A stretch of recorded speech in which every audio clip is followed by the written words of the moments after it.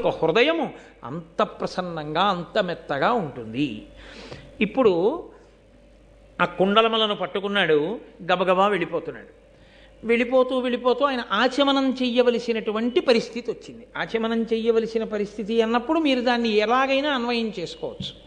శరీరమునకు అన్నదానికి కొన్ని అవసరములు ఉంటాయి. లోపల ఉన్న పదార్థాన్ని బయటికి పంపవలసి ఉంటుంది, పైన ఉన్న పదార్థాన్ని పిండాండమును పోషించడానికి తీసుకోవలసి ఉంటుంది. కాబట్టి అందులో ఏది జరిగినా మళ్ళీ ఓసారి ఆచమనం చేయవలసి ఉంటుంది. ఆచమనం చెయ్యాలి కాబట్టి ఆయన ఏం చేశాడంటే, ఒక నది ఒడ్డున ఇక్కడ ఏది కూడా మలమూత్ర విసర్జన జరగదు అని నమ్మకం. ఎందుకని అంటే మనకు ఒక ధర్మం ఉంది లోకంలో. ఏమిటా ధర్మం అంటే, నది ఒడ్డున కానీ నదీ జలముల యందు కానీ మలమూత్ర విసర్జన వంటివి చేయరాదు. ఎందుకంటే నది పరమ పవిత్రమైనది కనుక. కానీ వర్షాలు పట్టలేదు అంటే, లేకపోతే లోకంలో రకరకాల వ్యాధులు వస్తున్నాయి, లోకంలో రకరకాల ఉపద్రవాలు వస్తున్నాయంటే, ఇవాళ మనం సనాతన ధర్మంలో శాస్త్రవాక్కుని విస్మరించాం. కాబట్టి నదీ తీరములన్నీ ఎంత భయంకరమైన స్థితిలో ఉంటాయో, సూర్యోదయ కాలమునందు నదీ జలములను మనం ఎంత అవమానం చేస్తున్నామో, ఎలా ప్రవహిస్తాయి నదీ జలాలు ప్రవహించమంటే. ఇన్ని పథకాలు పెట్టండి, ఇన్ని మరుగుదొడ్లు కట్టివ్వండి, నదీ తీరములే మరుగుదొడ్లు. కాబట్టి ఆ రోజులలో ఉదంకుడు నమ్మాడు, నదీ తీరము పరిశుద్ధముగా ఉంటుంది, ఎవ్వరూ ఇక్కడ అటువంటి తప్పు పని చెయ్యరు. కాబట్టి కుండలములను నది ఒడ్డున పెట్టి నదీ జలములను ఆచమనం చేస్తున్నాడు. ఆచమనం చేస్తుంటే తక్షకుడు దిగంబరుడిగా వచ్చాడు, ఒంటి మీద బట్టలు లేనివాడిగా. అంటే ఇంకా అంతకన్నా అపవిత్రమైనటువంటి దర్శనం లోకంలో ఇంకోటి ఉండదు. అంత అపవిత్రమైన వాడిగా వచ్చి ఇప్పుడు ఆ కుండలములను పట్టుకుని పారిపోతున్నాడు. పారిపోతుంటే వెంటపడ్డాడు. నాగరాజుగా మారి అక్కడే ఉన్నటువంటి ఒక పెద్ద పుట్ట యొక్క కలుగులోకి వెళ్ళిపోయాడు. ఉదంకుడికి ఒక పెద్ద బాధ ఉంది. ఎప్పుడో అప్పుడు తేవచ్చులే, ఈలోగా గురువుగారు చెప్పినటువంటి మంత్రతంత్రాలతో మనం ఏదో చేద్దామంటే కుదరదు. ఎందుకని? పక్కనే కదా అని చెప్పి ఆవిడ నీటికి 4వ రోజున నేను ధరిస్తాను, దానికి కావలసినటువంటి రీతిలో నేను స్నానం చేసి సిద్ధంగా ఉంటానని చెప్పింది గురుపత్ని. ఈ లోపల పట్టుకెళ్ళిపోవాలి కుండలాలు. కాబట్టి ఇప్పుడు గురువుగారి దగ్గర చదువుకున్న రోజులలో తనంత తానుగా ప్రయత్నం లేకుండా వచ్చిన అష్టసిద్ధులున్నాయే, అవి వాడుకుందామని ఆయన ఎప్పుడూ అనుకోలేదు. అందుకని పౌష్యమహారాజు దగ్గరికి నడిచెళ్ళాడు, పౌష్యమహారాజు దగ్గర నుంచి నడిచొచ్చాడు. లేకపోతే వాయుగమనం చేసి వెళ్ళిపోతాడు. ఆయనకి వాటి మీద ఆసక్తి లేదు. కాబట్టి అసలు నాకు ఈ సిద్ధులు ఉన్నాయి అని కూడా ఆయన పట్టించుకోలేదు. ఇప్పుడు వాటి అవసరం వచ్చింది. దేనికి వచ్చింది? గురువు దక్షిణ సమయానికి చెల్లించాలి. అందుకని ఆయన అష్టసిద్ధుల్ని ఆధారం చేసుకుని తాను కూడా తక్షకుడు వెళ్ళిన మార్గంలో పుట్టలోంచి పాతాళంలో నాగలోకానికి వెళ్ళిపోయాడు. తీరా నాగలోకానికి వెళ్ళి చూస్తే ఎవ్వరూ కనపడలేదు, అంతా నిశ్శబ్దంగా ఉంది. ఇప్పుడు ఆయన ఆ నాగరాజులు కనపడాలి, కనపడి ప్రసన్నులవ్వాలి. ప్రసన్నులైతే అయ్యయ్యో తీసుకెళ్ళిపోవయ్యా అని మళ్ళీ కుండలాలు ఇచ్చేసేయాలి. కాబట్టి ఇప్పుడు ఆయన నాగరాజుల్ని ప్రార్థన చేశాడు. బ్రాహ్మణుడు నమ్మేదేమిటి? మళ్ళీ గభాల శాపవాకు విడిచిపెట్టకూడదు. తాను నాగరాజుల్ని, వాళ్ళంత తపో నిష్ఠాగరిష్ఠులు, మహానుభావులు, ఆదిశేషుడు వంటి వారు ఉన్నారు కాబట్టి ప్రార్థన చేసి దేవతాస్వరూపాన్ని ప్రసన్నం చేసుకోవాలి. ఇది మళ్ళీ ఇంకొక విచిత్రమైనటువంటి విషయం. మీరు కొన్ని స్వరూపాల్ని ప్రసన్నం చేసుకోవాలంతే తప్ప వాటిని మీరు మీ తపస్సుతోటో ఇంకోలాగో మీకున్నటువంటి పూజ చేతో వాటి మీద మీ అధికారం చలాయించే ప్రయత్నం చేయడం కుదరదు. సుందరకాండలో హనుమ అంతటి వారు లంకని వశం చేసుకున్నారు. ఎందుకంటే ఆవిడ కూడా అంతే అటువంటిదే. తప్ప లంకని చంపడం కుదరదు. లంక అంటే లంకిని అంటాం మనం తెలుగులో. చంపడం కుదరదు, వశం చేసుకోవాలి. అలాగే దేవతల్ని ప్రసన్నం చేసుకోవాలి. ప్రసన్నం చేసుకుంటే అనుగ్రహిస్తారు మళ్ళీ వాళ్ళు. దేవతలకు ఒక లక్షణం ఉంటుంది, ఏమిటో తెలుసా అండి? మహాభారతం అంతా దీని మీదే నడిచింది. దేవతలు కనపడ్డారనుకోండి, మీకేం కావాలని అడుగుతారు. వాళ్ళు కనపడి చాలా బాగా చెప్పారండి పద్యాలు, ఏమనుకోకండి పనుందని వెళ్ళరు. ఒకసారి కనపడితే మీకేం కావాలని అడుగుతారు. మీరు అడిగేసిన తర్వాత అయ్యో నేనేదో సరదాగా అడిగానండి బాబాయ్ అదే నాకు ఇచ్చేస్తున్నారన్నారు అనుకోండి, వాళ్ళు వదలరు, ఇచ్చేస్తారు. అక్కడే కదా భారతంలో పెద్ద అల్లరి జరిగింది. కుంతి కర్ణుడిని అడిగింది సూర్యుడిని, నువ్వు కన్యవో ఎవరో నాకు అనవసరం, నేను దేవతామూర్తిని, నువ్వు ప్రార్థన చేసావో వచ్చాను, నన్ను చూడగానే నా తేజస్సు చూసి నీలాంటి కొడుకుంటే అన్నావు, ఇచ్చేసాను అంతే. ఇప్పుడు ఆ తర్వాత బంగారం పెట్టులో పెట్టుకుని వదిలేస్తావో ఇంటికి పట్టుకెళ్ళి పెంచుకుంటావో నీ ఇష్టం, ఇచ్చేసాడంతే. దేవతలది ఆ లక్షణం. ఇప్పుడు వాళ్ళు కనబడితే చాలు కోరిక తీరిపోతుంది. వాళ్ళు కనపడాలంటే ప్రార్థన చెయ్యాలి. ప్రార్థన చేస్తే ప్రసన్నులు అవుతారు, ప్రసన్నులైతే కనబడతారు, కనబడితే కోరిక తీరుస్తారు. అక్కడికి వచ్చాడు ఉదంకుడు. ఎన్ని నేర్పుతుందండి మహాభారతం. ప్రతి చోట ఆచారకాండ, వేదము, ధర్మము ఇన్నిటినీ ఆవిష్కరిస్తుంటారు. కాబట్టి ఇప్పుడు ఆయన బహువనపాదపాబ్ధి కులపర్వత పూర్ణ సరస్వతీ సహిత మహామహీభరమజస్ర సహస్ర ఫణాలి దాల్చి దుస్సహతరమూర్తికిం జలధిశాయికి బాయక శయ్యైన యహిపతి దుష్కృతాంతకుడనంతుడు మాకు ప్రసన్నుడయ్యడున్. మొట్టమొదట అనంతుడు. ఆయన గొప్ప తపస్సు చేశాడు, బ్రహ్మగారి దగ్గర వరాలు పొందాడు. అందుకని ఆ అనంతుడి మీద తపస్సు చేశాడు. ఆ అనంతుడి గురించి ఒక గొప్ప స్తోత్రం చేస్తున్నాడు. ఆయన అన్నాడు, బహువనపాదపబ్ధి కులపర్వత పూర్ణ సరస్వతీ సహిత మహామహీభర. కులపర్వతాలతో, పెద్ద పెద్ద పర్వతాలతో, నదులతో, అరణ్యములతో, వనములతో ఉన్నటువంటి ఈ భూమినంతటినీ కూడా ఇంతటి బరువుని తన పడగల మీద మోసేటటువంటి ఆదిశేషుడెవరున్నాడో ఆయన ఈ భూమి భారాన్ని వహించడమే కాదు, ఇటువంటి బ్రహ్మాండములన్నిటినీ తన బొజ్జలో పెట్టుకున్నటువంటి శ్రీమన్నారాయణుడు పాలసముద్రంలో పడుకుని ఉండగా ఆయనకి శయ్యయ్యి ఆయనని కూడా వహించగలిగినటువంటి శక్తి కలిగిన ఆదిశేషుడు ఎవరున్నాడో, ఆ అనంతుడెవరున్నాడో ఆయన మాకు ప్రసన్నుడయ్యడున్. ఆదికవి కదండి నన్నయ్య గారు. అందుకని నన్నయ్య గారు ఆదికవిగా తర్వాత కవులకు శతక సాహిత్యంలో మకుటం పెట్టడం నేర్పారు. ఆ తరువాతి కాలంలో చేసినటువంటి శతకాలలో శ్రీకాళహస్తీశ్వర అంటూ దూర్జటి మొదలైన వాళ్ళు ఒకే పేరుతో మకుటం పెట్టి శతకాలు చేశారు. ఒకే మకుటంతో పద్యరచన ఆదికవిగా నన్నయ్య చేశారు. కాబట్టి అటువంటి ఆ శేషుడు మాకు అయ్యడుగాక. అరిది తపో విభూతి అమరారుల బాధలు వందకుండగా ఉరగుల నెల్లగాచిన మహోరగనాయకుడు ఆడానమత్సురాసురమకుటాగ్రరత్న రుచి శోభిత పాదున కద్రినందనేశ్వరునకు భూషణంబయిన వాసుకి మాకు ప్రసన్నుడయ్యడున్.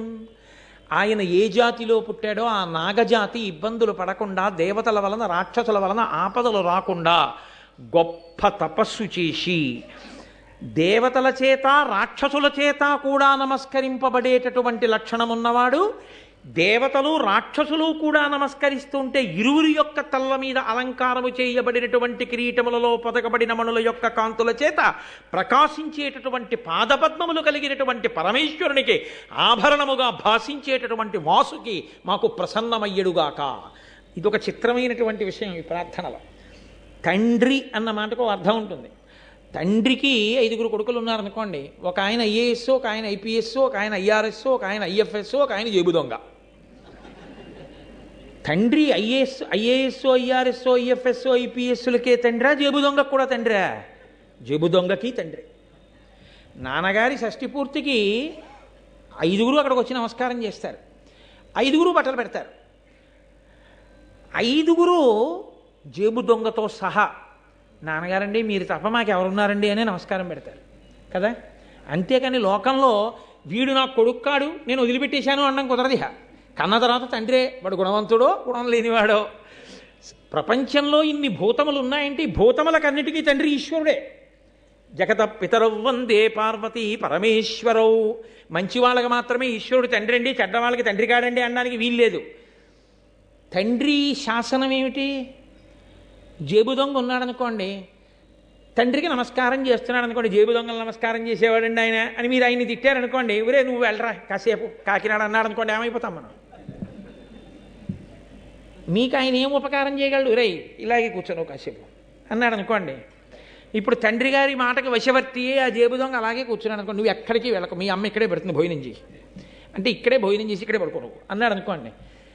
కాకినాడలో ఆ రోజు 1వ తారీఖు జీతాలన్నీ జేబులో పెట్టుకెళ్ళే వాళ్ళ జీతాలన్నీ ఇంటికి వెడతాయా? వెళ్ళవా? వెళ్ళిపోతాయి కదా. 1వ తారీఖు ఒక్కరోజు ఆయన వదిలేశాడు అనుకోండి, వెళ్ళరా నువ్వు కాకినాడ అన్నాడు అనుకోండి, ఆ నెలలో జీతాలు ఇంటికి పట్టుకెళ్ళిన వాళ్ళు ఎవరు ఉండరు కాదు, వాడు ఒక్కడే పడిపోతాడు అన్ని జీతాలు ఉద్యోగం చేయకుండా. పరమేశ్వరుడి దగ్గర రాక్షసులు వశవర్తులైతే మనకు అదృష్టం. ఎందుకో తెలుసా అండి? భగవద్భక్తులైన చూశావా వాడు రోజు నాకు నమస్కారం చేస్తాడు, ఒరే నువ్వు వాడి జేబు వంక చూశావో అంటాడు శివుడు. నాన్నగారని వాడి జోలికి వెళ్ళండి అంటాడు. కాబట్టి రాక్షసులు దేవతలు కూడా తండ్రి పరమేశ్వరుడికే నమస్కరిస్తారంతే. కాబట్టి ఆయన భూతములను అణిచిపెట్టి భక్తుల్ని కాపాడుతుంటాడు. ఇది తత్వాన్ని ఆవిష్కరించడం పద్యంలో. అటువంటి పరమేశ్వరుడికి ఆభరణమైన వాడు వాసుకి. కేవలం పరమేశ్వరుడు అంటే శక్తి సహితుణ్ణి చేయడం ఎలా? అందం చూడండి ఆ పద్యంలో. కాబట్టి అద్రినందనేశ్వరునకు, అద్రినందన అంటే పర్వతరాజపుత్రి పార్వతి, పార్వతికి ఈశ్వరుడు కాబట్టి పరమేశ్వరుడు. ఆయన పార్వతీపతి అన్నప్పుడు అమ్మవారు కూడా కలిసింది వచ్చి. కాబట్టి అద్రినందనేశ్వరునకు భూషణంబైన వాసుకి మాకు ప్రసన్నమయ్యడున్. అటువంటి వాసుకి ఎవరున్నారో ఆయన మాకు ప్రసన్నమగుగాక అని ప్రార్థన చేశారు. చేసి దేవమనుష్యలోకముల ద్రిమ్మరుచున్ విపుల ప్రతాప సంభావిత శక్తి శౌర్యులు అపార విశోత్కట కోప విస్ఫురత్పావక తాపితాకిల విపక్షులునైన మహానుభావులు ఐరావత కోటి ఘోర పనిరాజులు మాకు ప్రసన్నులయ్యడున్. దేవమనుష్యలోకముల ద్రిమ్మరుచున్ విపుల ప్రతాప సంభావిత శక్తి శౌర్యులు అపార విశోత్కట కోప విస్ఫురత్పావక తాపితాకిల విపక్షులునైనా. ఎంత పెద్ద సమాసాలు వేశారో చూడండి. దేవలోకంలో మనుష్యలోకంలో అంతటా తిరుగుతూ అపారమైన కోపంతో ఉంటూ తమ యొక్క విషం చేత దేన్నైనా కాల్చేయగలిగినటువంటి శక్తి కలిగిన వాళ్ళై మహానుభావులై ఐరావత వంశంలో జన్మించినటువంటి నాగులన్నీ కూడా మాకు ప్రసన్నమయ్యడున్, వాళ్ళు మాకు ప్రసన్నమయ్యడుగాక. గోత్ర మహామహీధర నికుంజములన్ విపినంబులన్ గురుక్షేత్రమునన్ ప్రకామగతి ఖేళన నొప్పి సహాశ్వసేనుడై ధాత్రి పరిభ్రమించు బలదర్ప పరాక్రమ దక్షుడీక్షణ శ్రోత్ర విభుండు తక్షకుడు శూరుడు మాకు ప్రసన్నుడయ్యడున్ అని తక్షకుడి మీద స్తోత్రం చేస్తున్నారు. గోత్ర మహామహీధర నికుంజములన్ విపినంబులన్ గురుక్షేత్రమునన్, పెద్ద పెద్ద పర్వతాల దగ్గర పుట్టలలో తిరిగేటటువంటి లక్షణమున్నటువంటి తక్షకుడు కన్ను చెవి రెండింటి యొక్క శక్తి ఒక ఇంద్రియమునందే పెట్టుకుని ఉన్నవాడు. అంటే చూస్తుంటే విననివాడు, వింటుంటే చూడనివాడు. రెండు ఇంద్రియముల శక్తి ఒక ఇంద్రియంలోనే ఉంటుంది. చూస్తున్నప్పుడు ఇంకా వినపడదు, వింటున్నప్పుడే కనపడదు. అలా రెండు ఇంద్రియముల శక్తి ఒక ఇంద్రియములో కలిగినటువంటి వాడు. అందుకని ఈక్షణ శ్రోత్ర విభుండు తక్షకుడు శూరుడు మాకు ప్రసన్నుడయ్యడున్. ఆ శూరుడైనటువంటి తక్షకుడు మాకు ప్రసన్నమయ్యడుగాక అని ఆ నాగులను ఉద్దేశించి ఈ స్తోత్రం చేశారు.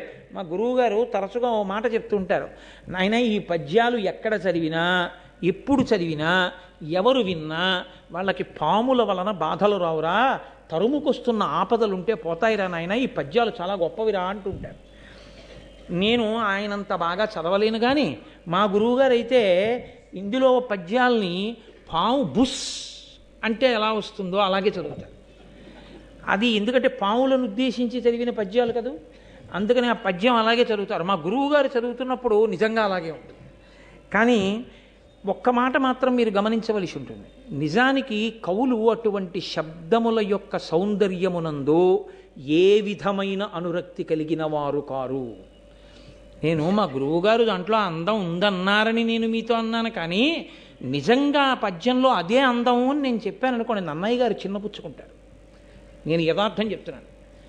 అలా కేవలము శాబ్దిక సౌందర్యము కొరకు వెంపర్లాడి కవిత్వం చేయరు పెద్దలు.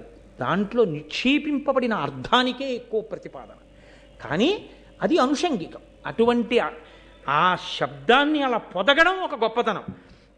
నేను మీకు ఒక్కసారి అది ఆ బుస్సు పద్యంలోకి ఎలా వస్తుందో మీకు నేను ప్రయత్నం చేసి చూస్తాను. బహువన పాద పబ్ధికుల పర్వత పూర్ణ సరస్వతీ సహిత మహామహీభర మజస్ర సహస్ర ఫణాళి దాల్చి దుస్సహతరమూర్తికిన్ జలధిశాయికి బాయక శయ్యయైన యహ్యహిపతి దుష్కృతాంతకుడనంతుడు మాకు ప్రసన్నుడయ్యడు. పాము యొక్క బుస్ అని ఎలా వస్తుందో పద్యంలోకి ఆ శబ్దాన్ని అలా ఒదిగింది. అది మహానుభావం. కానీ దానికన్నా భావమే గొప్పది, తత్వమే గొప్పది తప్ప నన్నయ్య గారిని కేవలము ఆ శబ్దాల యొక్క వైభవాన్ని ప్రకటించి నన్నయ్య గారిని కించపరచడం నా ఉద్దేశ్యం ఎంతమాత్రం కాదు. నేను ఆయన పాద పరాగమును తల మీద చల్లుకుని బ్రతుకుతున్నామండి. కాబట్టి ఇప్పుడు ఆ నాగులనన్నిటినీ కూడా ఆయన స్తోత్రం చేశారు. కానీ వారెవరూ కనపడలేదు. అక్కడ ఒక గుర్రం మీద కూర్చున్నటువంటి ఒక దివ్యమైనటువంటి ఒక పురుషుడు ఒకడు దర్శనమిచ్చాడు. దర్శనమిచ్చి ఆయన అన్నాడు, నాయన నా దగ్గరకు వచ్చి నా చెవిలో ఒకసారి ఊదవయా అన్నాడు. ఆయన దివ్య పురుషుడు చెప్పాడు, నమ్మాడు. వెళ్ళి ఆ గుర్రం చెవిలో ఒక్కసారి ఉప్పుని ఊదాడు. ఊదేసరికి పాతాళైక నికేతనంతరమునన్ పర్వ్యంత దశ్వాఖిల శ్రోతో మార్గ వినిర్గతోద్రదహనాత్సుల్ పన్నగవ్రాతముల్ భీతిల్యన్ భుజగాదినాథమనమున్ భేదిల్లే కల్పాంత సంజాత ప్రోద్ధత బాడబానల శిఖా శంఖాధికాంతంకమై. ఆ చెవిలో ఒక్కసారి ఊదేసరికి ఒక పెద్ద అగ్నిహోత్రం, అది కూడా ప్రళయకాలంలో వచ్చేటటువంటి అగ్ని ఎలా ఉంటుందో అటువంటి అగ్ని పైకి వచ్చింది. వచ్చి ఆ నాగలోకాన్నంతటినీ చుట్టుముట్టింది. ఆ చుట్టుముట్టిన అగ్నిహోత్రానికి జడిసి గబగబా తక్షకుడు బయలుదేరి వచ్చాడు. వస్తూ ఆయన అనుకున్నాడు, పరమశివుడి ఆగ్రహం ఎటువంటిదో తపోనిష్టాగరిష్ఠుడైన బ్రాహ్మణుడి యొక్క ఆగ్రహం అటువంటిది. కాబట్టి నేను చేసిన తప్పును దిద్దుకోవడము అంటే పట్టుకెళ్ళి ఈ తాటంకములను ఈ కుండలములను ఆయనకి ఇచ్చేయడమే అని పట్టుకెళ్ళి గబగబా ఆ ఉదంకుడి చేతిలో కుండలములను పెట్టాడు. ఆయన ఆ కుండలాల్ని తీసుకున్నాడు. అష్టసిద్ధులు కలిగిన వాడు, నేను చాలా తొందరగా వెళ్ళాలి ఇప్పుడు మా గురుపత్ని దగ్గరికి, ఎలా వెళ్ళాలని అడిగాడు. అంటే ఎక్కడ తను బుద్ధితో నిర్ణయించుకోవాలో అక్కడ సిద్ధులు వాడాడు. ఇప్పుడు దివ్య పురుషుడు ఉన్నాడు కాబట్టి ఆయన్ని అడిగాడు, నేను ఎలా వెళ్ళాలి తొందరగా ఇప్పుడు అంటే ఆయన అన్నాడు, ఇదిగో ఈ గుర్రం ఎక్కి వెళ్ళు. అక్కడే ఆశ్చర్యకరమైనటువంటి సందర్భాన్ని ఒకదాన్ని ఉదంకుడు చూశాడు. ఒక రాట్నం, ఆ రాట్నం దగ్గర తెల్లదారాలు నల్లదారాలు ఉన్నాయి. ఓ ఇద్దరు ఆడవాళ్ళు కూర్చుని ఉన్నారు. వారి పేరు ధాత విధాత. వాళ్ళిద్దరూ ఆ తెల్లదారాన్ని నల్లదారాన్ని తీసి కండికి చుడుతున్నారు. 12 ఆకులు కలిగినటువంటి చక్రం ఒకటి ఉంది. ఆ చక్రాన్ని బలిష్టమైనటువంటి 6 యువకులు తిప్పుతున్నారు. ఆ తిప్పుతున్నటువంటి సన్నివేశాన్ని చూశాడు ఆయన ఆ నాగలోకానికి వెళ్ళినప్పుడు. ఇప్పుడు ఆ గుర్రం మీద ఉన్న దివ్య పురుషుడు అన్నాడు, నువ్వు ఈ గుర్రం ఎక్కి వెళ్ళిపో అన్నాడు. వెంటనే ఆ గుర్రం ఎక్కి కూర్చున్నాడు, సంకల్పం చేశాడు. అది గురువుగారి భార్య దగ్గర ఉంది. ఆవిడ అప్పుడే స్నానం చేసి వచ్చి కూర్చుని, సుముహూర్తం అవుతోంది, కుండలాలు పెట్టుకోవాలి, వచ్చాడా ఆ శిష్యుడు అని చూస్తాను. అమ్మా వచ్చానమ్మా అన్నాడు. గబగబా కుండలాలు ఇచ్చాడు. గురుపత్ని ఆ కుండలాలు పెట్టుకుంది. గురువుగారు గురుదక్షిణ ఇచ్చాను. నాకు ఎంతో సంతోషంగా ఉంది. ఇస్తే సంతోషిస్తారని గురువుగారు కాదు, ఇచ్చి నేను సార్థకత పొందాను. ఆ చదువుకు ఒక సార్థకత కలిగింది ఇప్పుడు. కాబట్టి నేను పరమ సంతోషాన్ని పొందాను. కానీ గురువుగారు నాకు ఒక్క అనుమానం. నేను ఆ నాగలోకానికి వెళ్ళినప్పుడు నాకు అక్కడ ఒక పెద్ద రాట్నం కనపడింది. 2 యువతులు కనపడ్డారు. తెల్లదారాలు నల్లదారాలు కనపడ్డాయి. అక్కడ ఉండేటటువంటి ఆ యువతులు తెల్లదారాన్ని నల్లదారాన్ని తీర్చి ఆ కండికి అమరుస్తున్నారు. 12 ఆకుల చక్రం ఉంది. 6 బలిష్టమైన యువకులు చక్రాన్ని తిప్పుతున్నారు. అక్కడ గుర్రం మీద ఒక పురుషుడు కూర్చుని ఉన్నాడు. వెళ్ళేటప్పుడు ఒక దివ్య పురుషుడు గుర్రం మీద ఒక ఎద్దు మీద కూర్చుని కనపడి నా చేత పేడ తినిపించాడు. ఇవన్నీ ఏమిటో మీ దగ్గర తెలుసుకుందామని ఉంది గురువుగారు. అప్పటికి వాళ్ళు దివ్య పురుషులు కాబట్టి నేను చూసి వచ్చేసాను. గురువుగారిని అడిగి తెలుసుకుందామని. అవన్నీ ఏమిటి అని అడిగాడు. అయితే గురువుగారు నేను చూసి వచ్చానని నేనేం చెప్తాను రానలేదు. పైలుడు అలవోకగా దాన్ని విడమర్చాడు. ఆయన అన్నాడు, అపురుషుండింద్రుడు అయ్యుక్షమైరావతంబు గోమయమృతంబు నాగభువనంబులో కన్న పొలతులిద్దరూ ధాతయును విధాతయు వారి అనువయించు సిత కృష్ణ తంతు రాజిత తంత్రమది అహోరత్రంబు ద్వాదశారములు గలుగు చక్రంబు మాసాత్మ సంవత్సరంబు కుమారులయ్యార్వురు మహిత ఋతువులు అత్తురంగమగ్ని అపురుషుండు పర్జన్యుడు ఇంద్రసఖుడు సన్మునీంద్ర ఆది నింద్రుగాంచి అమృతాశివకుట నీకభిమతార్థ సిద్ధి అయ్యనయ్యా. ఆయన అన్నాడు, గురువుగారు నువ్వు గురువుని సేవించావు కదరా, గురువుగారి మీద నమ్మకం పెట్టుకున్నావుగా, గురుదక్షిణ కట్టాలని కదా వెడుతున్నావు నువ్వు, గురుపత్ని అడిగింది అని బయలుదేరావు. నీ యొక్క చిత్తశుద్ధికి మెచ్చుకున్నారు దేవతలు. మెచ్చుకుని అటువంటి కుండలములను తీసుకురావడానికి నీకు ఒక గొప్ప శక్తినివ్వడానికి దేవేంద్రుడు మాయావేషంలో దివ్య పురుషుడిగా ఐరావతాన్ని ఎద్దుగా మార్చుకుని ఎద్దు మీద కూర్చున్నట్లు నీకు కనపడ్డాడు. ఆయన దేవేంద్రుడు. ఆ ఎద్దు పేడ వేసిందే, అది పేడ కాదు, అమృతం. నీతోటి అమృతాన్ని తినిపించాడు దేవేంద్రుడు. దాని శక్తి వలన నువ్వు ఆ కుండలములను గ్రహించగలిగావు. అంత మహాపతివ్రత పెట్టుకున్న కుండలములను చేత పట్టుకోవాలంటే నువ్వు అమృతాన్ని తాగినవాడవై ఉండాలి. కాబట్టి ఆ కుండలములను పుచ్చుకున్నావు. పుచ్చుకుని నువ్వు వస్తున్నప్పుడు తక్షకుడు వాటిని తీసుకుపోయాడు. నువ్వు నాగలోకానికి వెళ్ళావు. అక్కడ ఒక పెద్ద రాట్నం కనపడింది. ఆ రాట్నం దగ్గర ఇద్దరు స్త్రీలు కూర్చున్నారు. వారు ధాత విధాత. ధాత అన్న శబ్దానికి అర్థం ఏమిటంటే మళ్ళీ మళ్ళీ మళ్ళీ మళ్ళీ ఈ లోకములో ప్రాణులను సృజించేటటువంటి ఈశ్వరుని యొక్క ఒక స్వరూపమునకు ధాత అని పేరు. ఆ ఈశ్వరుడే ధాతగా ఉన్నప్పుడు ప్రాణులను సృజిస్తూ ఉంటాడు. ఆయన పని ఏమిటంటే చాలా చమత్కారమైనటువంటి పని చేస్తూ ఉంటాడు. జీవుడు మనసులో ఏ సంకల్పం చేస్తున్నాడు, ఏం చేస్తున్నాడు అన్నది రాసుకుంటూ ఉంటాడు. రాసుకుని ఆ కర్మ ఫలితాన్ని అనుభవించడానికి మళ్ళీ ఇంకో కొత్త శరీరాన్ని ఇస్తూ ఉంటాడు, మళ్ళీ పుట్టిస్తూ ఉంటాడు, మళ్ళీ కర్మ చేసిందంతా వ్రాసుకుంటూ ఉంటాడు. ఇదంతా చేసేటటువంటి వాడు ధాత. చేసిన కర్మకి ఫలితాన్ని ఇచ్చేటప్పుడు ఇదిగో ఈ పాపం చేశావు, ఈ ఫలితం అనుభవించు, ఈ పుణ్యం చేశావు, ఈ ఫలితం అనుభవించు. ఆ ఫలితమును అనుభవించడం చేత పాపం పోతుంది, పుణ్యం పోతుంది. మళ్ళీ చేసుకుంటూ పోయావా, మళ్ళీ నీ ఖాతాలోకి వస్తాయి, నీ ఇష్టం అని పాపపుణ్యములను కర్మరూపంలో అనుభవింపచేసేటటువంటి ఈశ్వరుని యొక్క శక్తి స్వరూపమునకు విధాత అని పేరు. కాబట్టి ఆ ఈశ్వరుడే ధాత విధాతలుగా నీకు సృష్టికర్తగా, స్థితికర్తగా, తదనంతర ప్రళయకర్తానంతర సృష్టిగా, ప్రళయం చేసిన తరువాత జరిగే సృష్టిగా, మూడు మూర్తులుగా తిరిగేటటువంటి ఈశ్వర రూపము రెండుగా నీకు అక్కడ కనపడింది. వాళ్ళు తెల్లదారములు నల్లదారములు పట్టుకున్నారు. అవే అహోరాత్రములు. కాలముగా ఈశ్వరుడు తిప్పుతూ ఉంటాడు ఈ లోకాన్నంతటినీ. ఆ కాలములో తెల్లగా ఉన్న దారాలన్నీ పగళ్ళు, నల్లగా ఉన్న దారాలన్నీ రాత్రులు. ఈ తెల్లదారం నల్లదారం కండికి పెట్టినప్పుడు పటలము, ఆ కండికి పెట్టి తిప్పితే వస్త్రం వస్తుంది. 6 పురుషులు తిప్పుతున్నారు దాన్ని, 12 ఆకుల చక్రాన్ని. ఆ 12 ఆకుల చక్రమే 12 నెలలు కలిగినటువంటి సంవత్సరం. కాలంలో సంవత్సరము ఒక ప్రమాణం, ఉపాసన కొరకు కూడా. ఉత్తరాయణం దక్షిణాయనంగా మారుతుంది ఉపాసనలో. 12 నెలలు కలిగినటువంటి సంవత్సరం ఒక చక్రంగా, దాన్ని తిప్పే 6 పురుషులు ఆ కాలమునందు ప్రకృతిలో వచ్చేటటువంటి ప్రబలమైనటువంటి మార్పుని వ్యక్తీకరించేటటువంటి ఋతువు. ప్రకృతిలో మార్పు వస్తుంది కాలంలో. మొట్టమొదట వసంత ఋతువు, వసంత ఋతువు తర్వాత మనకి గ్రీష్మ ఋతువు, గ్రీష్మ ఋతువు తర్వాత వర్ష ఋతువు, వర్ష ఋతువు తర్వాత శరదృతువు, శరదృతువు తర్వాత హేమంత ఋతువు, హేమంత ఋతువు తర్వాత శిశిర ఋతువు, మళ్ళీ వసంత ఋతువు. ఇలా 6 ఋతువులుగా కాలం మారుతూ ఉంటుంది. ఇలా 6 ఋతువులుగా ప్రకృతిలో వచ్చేటటువంటి మార్పులను వ్యక్తీకరించేటటువంటి ఋతువులే ఆ 12 నెలలను తిప్పేటటువంటి ఆ ఋతువులు. అక్కడ బలిష్టమైనటువంటి యువకులుగా ఉండి చక్రాన్ని తిప్పుతున్నారు. ఆ తయారవుతున్న పటలమున్నదే అదే వస్త్రము. బట్ట తెలుస్తుంది, బట్ట లోపలి దారములు తెలియబడవు.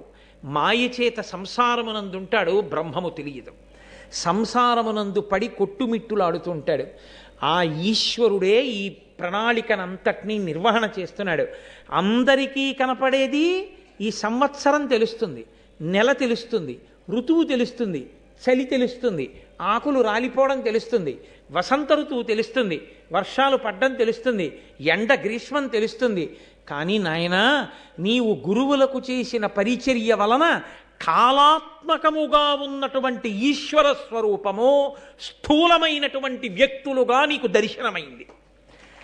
కాలముగా ఏది దర్శనము కాదో అది నీకు పరమాత్మగా దర్శనమిచ్చాడు.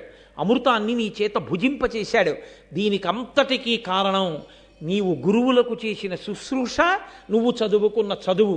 ఈ రెండు సిద్ధి పొందడమే నీకు శ్రీమన్నారాయణ దర్శనం కాలాత్మకంగా అయింది. నీవి భాగ్యవంతుడివిరా, అమృతాన్ని తిన్నామన్నారు. ఆ కాలగణనమే 9 రకాలుగా చేసుకుంటూ ఉంటాం మనం. ఎందుకని అంటే ఈశ్వర స్వరూపాన్ని కాలమునందు చూడడం మనకి చేతకాక ఆ కాలమును 9 రకాలుగా లెక్క పెట్టుకుంటూ ఉంటాం. బ్రహ్మ, దివ్య, పైతృ, ప్రాజాపత్య, బాహ్యస్వత్య, సౌర, సావన, చంద్ర, నక్షత్ర అని 9 మానములు. 9 మానములతో లెక్క పెడుతుంటాం. ఇందులో కొన్ని ఊర్ధ్వలోకాల్లో ఉండేవి, కొన్ని భూలోకంలో ఉండేవి. ఇటువంటి మానవుల చేత కాలాన్ని లెక్క పెడుతుంటారు. ఈ కాలాన్ని లెక్క పెట్టేటప్పుడు అదిగో నీకు కనపడిన గుర్రం మీద కూర్చున్నటువంటి దివ్య పురుషుడుగా కనపడ్డాడే, ఆ గుర్రమునకు అశ్వము అని సంస్కృతంలో పేరు. అశ్వము అన్న మాటకు అర్థం ఏమిటంటే గమనము చేత వ్యాప్తిని పొందునది అని. అశ్వ శబ్దము గమనము చేత మనం ఏం చేస్తామంటే ఇక్కడ విడిచి ఇంకొక చోటుకి వెళ్ళిపోతాం. ఇప్పుడు నేను ఇక్కడి నుంచి వేదిక దిగిపోయాను అనుకోండి, ఇక నేను వేదిక మీద ఉండను. నేను వేదిక మీదకి ఎక్కించాను అనుకోండి, నేను వేదిక కింద ఉండను.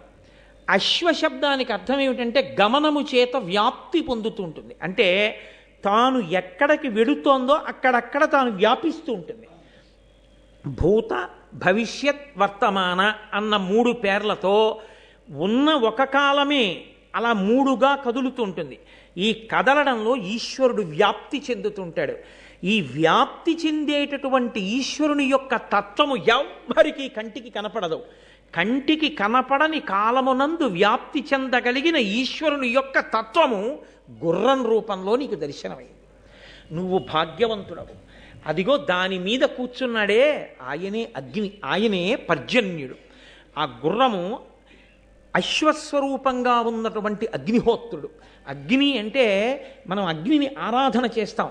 ఆయనే సమస్త ఫలితములనిస్తాడు. కాలమే సమస్త ఫలితములనిస్తుంది మృత్యువుతో సహా. అదిగో దాని మీద కూర్చున్నవాడు పర్జన్యుడు, ఇంద్రసఖుడు. ఆయన వర్షాన్ని కురిపిస్తాడు, లోకక్షేమాన్నంతటినీ చూస్తాడు, స్థితికారుడై శ్రీ మహావిష్ణువుగా ప్రవర్తిస్తాడు.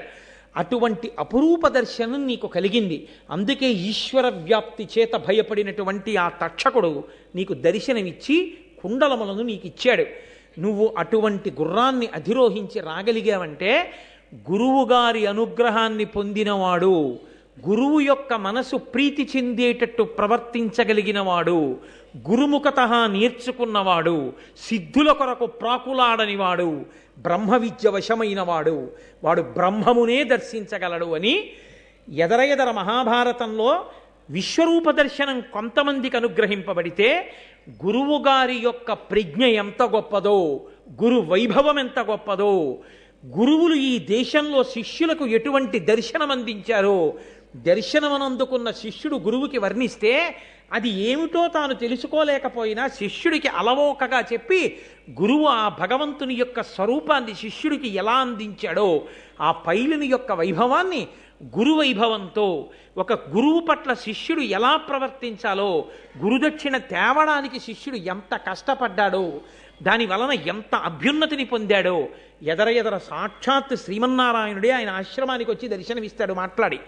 అంత గొప్ప అభ్యున్నతిని పొందడానికి గురువుకి నమస్కరించడం, గురువు పట్ల మర్యాదతో ఉండడం ఎంత అవసరమో మహాభారత ప్రారంభంలోనే గురువైభవంగా వ్యాసభగవానుడు ఉదంకోపాఖ్యానాన్ని ఇస్తే దాన్ని ఆంధ్రీకరించి ననయ భట్టారకుడు మనందరినీ కృతార్థుల్ని చేసి దానిలోకి ఈ నాగములను ప్రార్థన చేసేటటువంటి అత్యద్భుతమైన ప్రార్థనా శ్లోకాల్ని తీసుకొచ్చి లోకంలో అందరూ సుభిక్షంగా ఉండి అంతఃశత్రువులను గెలవడానికి, వచ్చే ఆపదలను పోగొట్టుకోవడానికి, దానికి తోడుగా దేవతానుగ్రహం కలగడానికి, భారతం వింటున్నప్పుడు కేవలం విన్నంత మాత్రం చేత ఆ పద్యముల యొక్క శక్తి ప్రసరించి అందరికీ అభ్యున్నతిని కలిగేటట్టుగా వ్యాసభగవానుని అనుగ్రహంతో నన్నయ్య మహానుభావుడై మనకి ఆంధ్రీకరించి అందిస్తే ఇవాళ మనం ఆ ఘట్టాన్ని పూర్తి చేసుకున్నాం.